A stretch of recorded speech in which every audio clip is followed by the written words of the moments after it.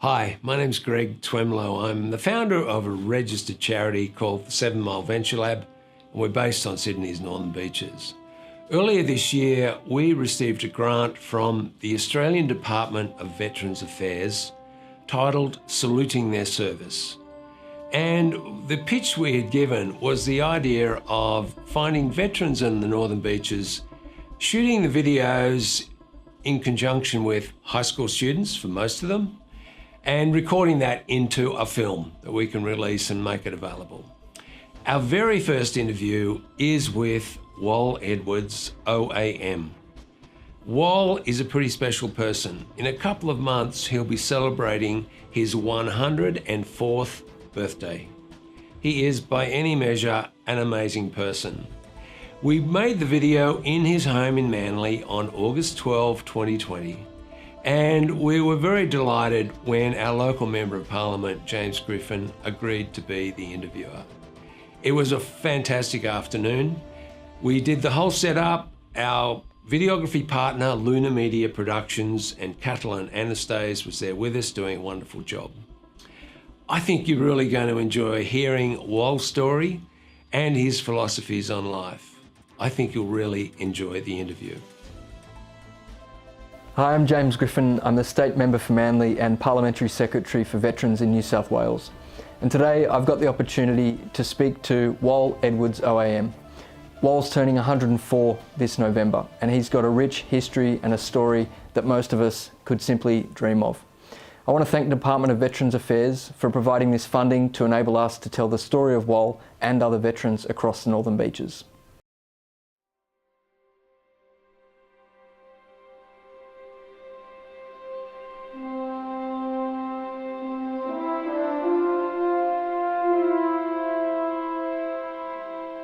Well, I happened to be a little bit older than most people. On the 3rd of September 1939, I happened to be 23 years old. Mm-hmm. I thought, oh boy, this is mad, this Hitler and what he's up to and whatnot, and where's this going to end? Mm. And from then on, you want to know when I was first called up, mm-hmm. Mm-hmm. because it was 3 years after that. You see, I came from a very poor family, lived in Newcastle, Hamilton, and we went through the Great Depression. Mm-hmm. And where a lot of people had no money. Mm-hmm. They were suffering that much that I had to leave school after doing the intermediate certificate and come down to Manly to live. Oh. You can think about that. Yep. That's coming from hell to heaven on earth. Well, a lot of people will and I was wondering what it struck. No, as a member for Manly, I share your view. You did come to heaven. That's right. It's a great place to live. And it is. How different was it back then when you got here? Oh yes, it was fantastic because I saw the surf and then I saw the pool. And don't forget, I was only about a bit over 15 then. I thought, this is great. And they used to have a circus in Gilbert Park. Yeah. And then there was Bert's milk bar there, and wow. You could go up and down the Corso, you know, and there wouldn't be too many people there. Yeah, yeah. But I used to go on the surf at the weekend, get all burnt up, and seeing I'm fairly fair, I got burned up. But then next week, I'd get over the peeling and go back again, have another go. So that was great. And then I happened to get a job at Macala's, the grocers in the Corso. I don't know whether you remember them or not. No. Ah, dear. and I was the boy. Uh-huh. I had my own bicycle, and if Manly Hospital ran out of anything, the boy would take it up. And I ended up taking 70 pound a bag of sugar up on handlebars of my bike one day. So you're getting You can imagine that. getting up Darley Road on a bike with... Yeah, but at that age, yeah. And you know what? I got 18 items a week for that. And I got the sack 3 years afterwards because they had to pay me £2 and sixpence. Oh, no. But they did me a great turn. Yep. Because I thought, well, here we are in a great depression here. I got the sack. I went up to Waters Cash and Carry and I said, hey, Mr. Curry, do you want to make more money? He said, everyone does, son, these days. I said, would you give me 10% if I bring in orders for you and you deliver them? He said, yes. And that, within about 3 or 4 weeks, I was earning twice as much as what I was earning at Mackelras. So I went back to Aussie Rear, and I said, thanks for giving me the sack. He said, why? I said, I've learned a lesson. I'll never ever work for a boss again in my life. I haven't. Here we go. Well, so was it that bad back then? I mean, I think one of the amazing elements of being able to talk to you is to really get an appreciation and an understanding of how bad things were. I mean, we can read about it in a history book. They were tough, and I'm very sad to think of what's going on now with this COVID-19 and the number of people that are losing their loved ones. What for? Why? And the trouble is, it's just around the corner. You never know who's going to get it, do you? Do you feel any parallels between how people and communities came together and supported one another during war or depression, and at the same time today with COVID? Are there any similarities at all that you see? Well, yes. It's getting to a stage where people do care what's going on. They do. And they want to contribute. And that's good. And that's very much what your life has been about, service in many different forms. Yes, that's it. I mean, after all, I did join Rotary in 1965, and I'm still in it. And the motto is service of ourself. You know all about that. Yes, yes. And each year we have the Christmas Tree of Joy in St Ives, and there's a number of nursing homes and hospitals and war vets that I personally visit and get their names, their age, and what they like for Christmas. Put it down the card, and the public, we educate them over the years, and they look forward to it, and they contribute and buy the presents. That's wonderful. And then my son and I deliver it in his truck. And that's just a small part of the work you've done as a welfare officer for veterans in our community. Yes, I mean, well, the reason I was determined to do something really positive and volunteered to be the welfare officer Harbour Diggers, I'd gone through a lot of grieving in my lifetime and losing loved ones. I lost a son who was 28 and a grandson at 38 and a wife at later on, and that you know, it makes you wonder, you know, how much do you have to go through in life? And I thought, well, how can I contribute? And I thought, well, now I know. What about the men that served in World War II, in Vietnam, and all these other places? And, you know, it's sad when they come back from being in the services to get back into civilian life, and they're not the same men. I'm going to help them. Yep, and you've done that. Well, I showed you the records. Yep. There's hundreds there. You've seen their names? You've seen the ones that died on there? Yep. Well, someone has to always be doing this. And I recommend that everyone should think about it every day of their life. Get up in the morning, get hate and anger out of their heart, stop worrying about yourself, because there's always someone worse off down the street, and you can go and pick them up, can't you? Yep. You can even help someone going up and down the Corso No, it's good. if he Good advice. needs help. You mentioned the Vietnam War and the Vietnam veterans. Yeah. What was your observation? Because that was a really difficult time when they came back and weren't really respected. Yeah, they weren't recognised enough. But we do. We do.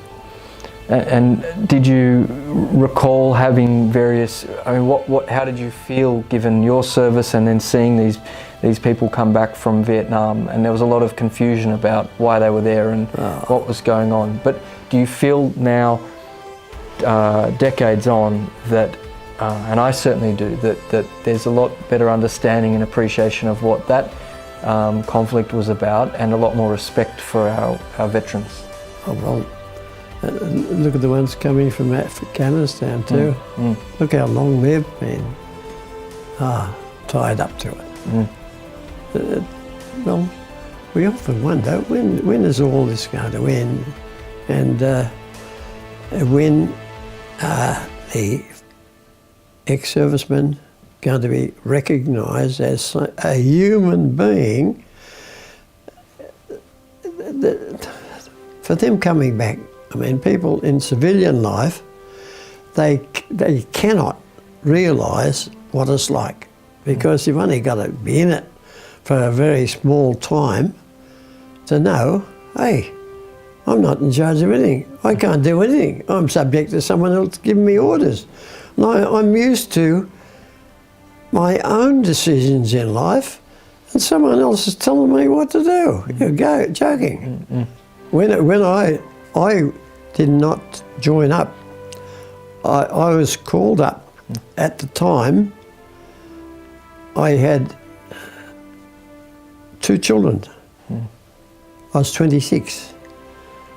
One was 2, one was 3. And I thought, oh God, I'm called up from this.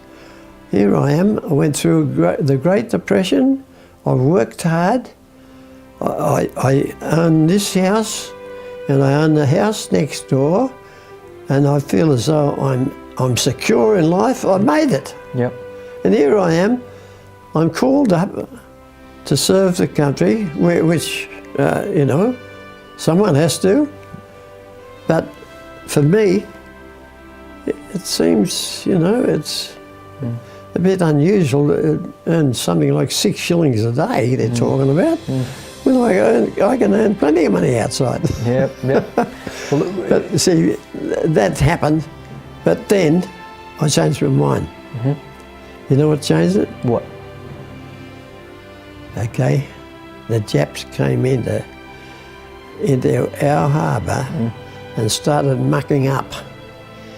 That was about a month after I was in the army. I thought, oh, hey, I'm not going to be called a choco now. I joined the AIF. So it was that moment. That moment. The mini subs came into the harbour, and yes, you know, so that prompted you to say, right, enough's enough, and off you went.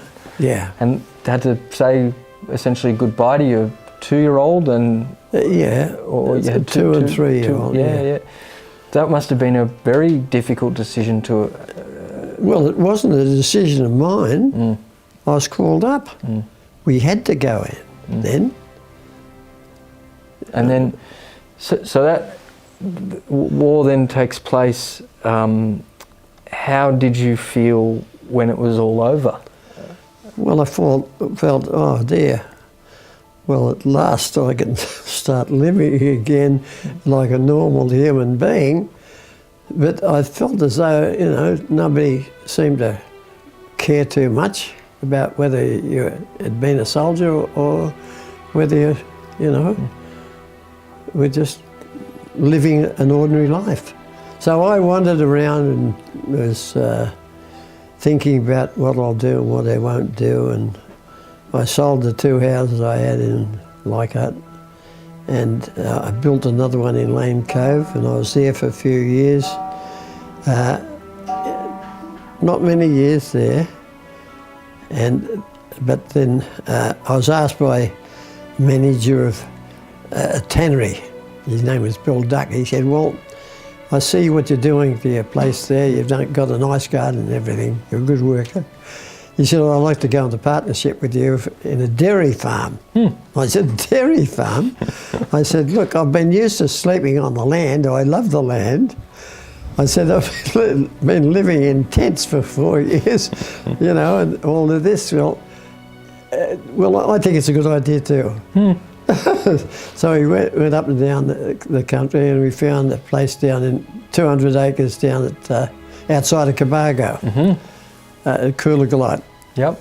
And there was 56 milking cows, and because I hadn't had anything to do with a cow, but now I love cows.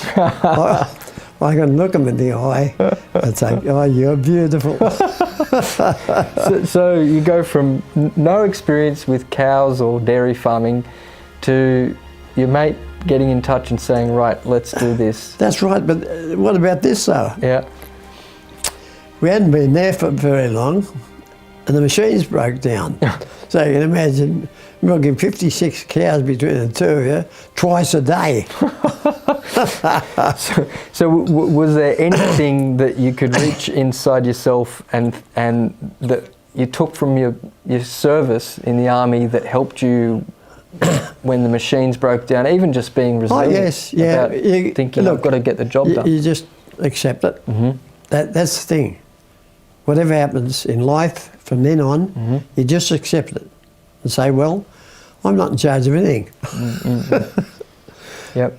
And but then I didn't last too long doing that. I was doing the pasture improvement in a Ferguson tractor. Well, you know, if you go up a little bit of incline like that, you can go back like that. Well, if you're inexperienced anyway. Yeah. But I got the job done, fertilising the paddocks, and Bill was he was mending the fences and putting new fences up, and we improved the property so much. We entered the dairy competitions for the South Coast, and we won it. Wow, there you go. And how long after setting it up was that? A couple of years? That was the next year. Wow. Anyway, I sort of sold out to Bill. I thought, I'm not going to do this for the rest of my life. Yep, moved on. And I wandered around and went to various places and did other various things, and I thought about real estate, and I did. I got a job with Austin Brummer. He had been a prisoner of war, and he had a business in Epping, and he wanted someone to help him, and I helped him so much that I sold 7 houses in one day. Wow. An accumulation of people that I'd shown houses to, but that went on a bit.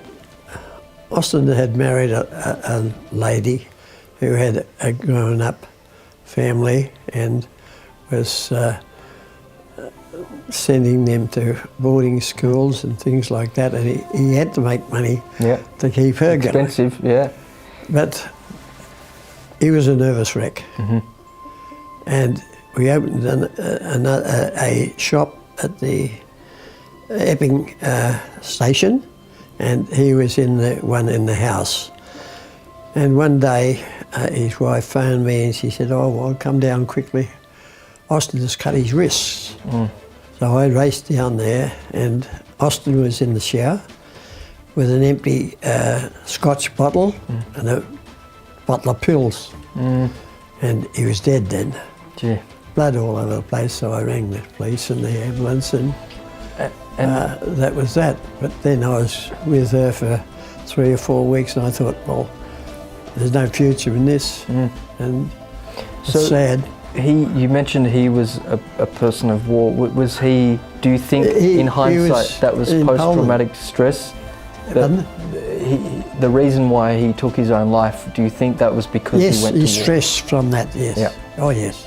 And then he was a nervous wreck because of that, and it compounded when he needed money. So I would like to hope that we've learnt a lot of lessons from the mistakes of the past, and not diagnosing Austin because he went to war and helping him transition out of... No, that's very sad. You know, very sad. So I hope... But you see, the thing is this, there are still people who have come back from after serving in the forces who are nervous wrecks. I know there's one man, he lived in Balgowlah here, and he had been called up, and he was in New Guinea, and he was facing these Japs there. He was telling me about it, about how nervous he still was, and his mate got killed alongside of him, and he still had, you know, he'd wake up during the night screaming. Well, you know, when I start hearing his stories and whatnot, you think of all the other people who've gone through it during the other areas of war. And did you experience many of them with your work at the Diggers when you were acting as welfare officer there? Obviously, you would have seen similar... Oh, yes, well, I would see them, and I'd go and see them in war vets, you know. Up at Collaroy? Yes. Yeah. That's it. They are well looked after there. That's very good. No, they do a good job. Oh yes, all the different houses, and well, I officiated for the RSL part of the funeral for Meg's Madigan, and Meg's had been instrumental in creating Harbour Diggers. Anyhow. But then over the years I thought, well, I've got to stick to this job, and I have. Yeah, you certainly have. Full stop. Certainly have. And then, as far as the ones that needed help, and with Department of Veteran Affairs, I told you about that before, how I represented them and worked hard on a number of them, and the files are sometimes that thick, you know, that I've got in the cupboard. Yeah, well, I'm sure their families and... They have been cooperative with me, department. Good. So it's praiseworthy that we do get help when we work hard enough to convince them. Good. So what about some... If you had three tips for people that want to live a long and fulfilled life, what would they be? What now that you're, you know, not far off your 104th birthday, what are the three things that people can take from your knowledge to give themselves a fulfilled life? Well, my tips are this: to have a happy life, you must always get hate and anger right out of your heart, because it only comes back on you anyway. You think about it, how terrible you feel if you hate somebody or something and you're angry about something. You only feel bad yourself after it. You don't feel good. You think about it. And to get that way that you want to think about. When you get up in the morning, what do you think about? Think about somebody else that's worse off than you. But don't only think about them. Give them a call on the phone. Go and see them. Ask them how well they are. Go and help them. If they're sick, go and visit them in the hospital. And it's no good thinking about these things. Act on it. Anyone can think, but you must act, and then you will be rewarded in your heart. So just think about those words: love, joy, peace, patience, kindness, goodness, faithfulness, humility, and self-control. I haven't got any of those, but I think about it and I try and act. Well, action's the word. Get out and do it. Good luck to you. God bless you.